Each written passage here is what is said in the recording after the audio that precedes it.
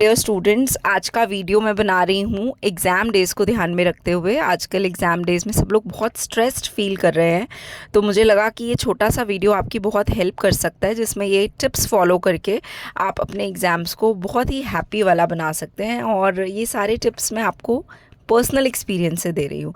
जब मैं स्टूडेंट थी मैं भी ये टिप्स फॉलो करती थी। सबसे पहले आपको ये ध्यान रखना है, जब भी आप पेपर देने जा रहे हो तो आपके पास कुछ चीज़ें होनी बड़ी ज़रूरी है। एक वाटर बॉटल, एक घड़ी, 3-4 कंफर्टेबल चलते हुए पेन्स, कैलकुलेटर अगर आप प्रैक्टिकल पेपर देने के लिए जा रहे हैं, पेंसिल, ये सारी चीज़ें ज़रूरी चीज़ें जो आपके पास होनी चाहिए, जिससे कि आप कंफर्टेबली अपने पेपर को अटेम्प्ट कर सकते हैं। घड़ी को मैंने क्यों बोला है, क्योंकि टाइम मैनेजमेंट एक बड़ी इंपॉर्टेंट चीज़ है जो पूरे एग्ज़ाम में बहुत आपकी हेल्प करती है। 5 क्वेश्चन, मान लीजिए मैं GNDU पैटर्न की अगर बात करूं BCom की, तो 5 क्वेश्चन हमने अटेम्प्ट करने होते हैं 3 घंटे के अंदर। तो इसका मतलब है एक क्वेश्चन को आपको 35 मिनट्स चाहिए। तो पहला क्वेश्चन याद रखना बच्चों, पहला क्वेश्चन बहुत ही ध्यान से अटेम्प्ट करना है, क्योंकि नॉर्मली जैसे मुझे 12 साल हो गए हैं इस लाइन में, तो मैं देखती हूँ नॉर्मली पहले क्वेश्चन में बच्चे बहुत ज़्यादा टाइम लगा देते हैं, जिसकी वजह से उनका लास्ट क्वेश्चन जो है वो सफ़र कर जाता है। ऐसे नहीं करना है, पहले ही क्वेश्चन में आपको टाइम का बहुत ही अच्छे से ध्यान रखना है, क्योंकि ये एक बड़ा इंपॉर्टेंट टिप है कि अगर आप पूरा पेपर अटेम्प्ट करते हैं तो नेचुरल सी बात है आपके मार्क्स बहुत अच्छे आएंगे।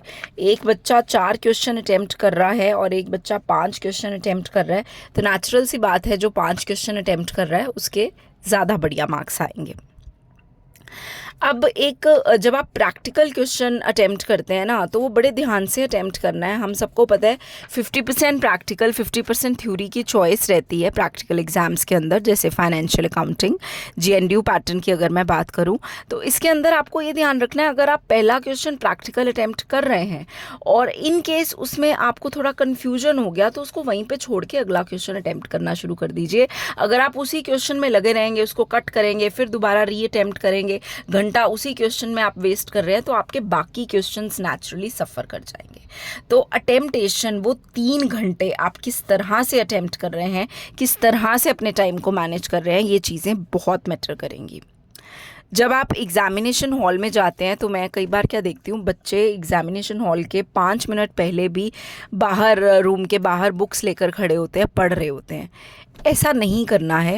एटलीस्ट 1 आवर 1.5 आवर पहले आप पढ़ना बंद करके अपने माइंड को काम कर लीजिए। बिल्कुल काम, बिल्कुल पीसफुल माइंड से अगर आप पेपर अटेम्प्ट करते हैं तो आप अच्छा परफॉर्म कर पाएंगे।